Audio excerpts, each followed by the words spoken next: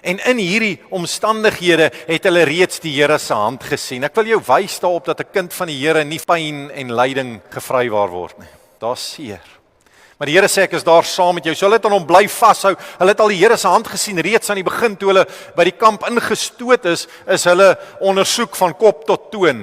En daarin het hulle dit reg gekry op een of ander manier om 'n Bybel in te smokkel en 'n botteltjie vitamiene druppels. Hierdie botteltjie vitamiene druppels het hulle gesond gehou waar hulle bitter min kos gekry het in haglike omstandighede. Betsy het vir Corrie gereeld gesê hulle moet hierdie druppels deel met die wat siek is. En daai botteltjie moes al lankal klaar.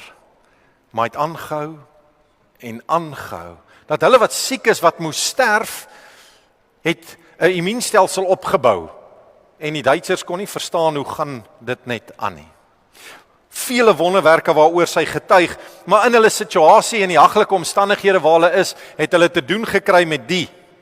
Jy ken dalk 'n vlooi. Hierdie Duitse vlooi klap hulle hakke so en dan gat hulle. Spring ver. En hy byt. En ek weet nie wie's nou al deur enige gebyt nie, maar dit juk. En na so rukkie dan raak die jukplekke dit nou nogals geïrriteerd. En selfs in daai omstandighede het hulle besef maar hulle moet dankbaar wees vir alles.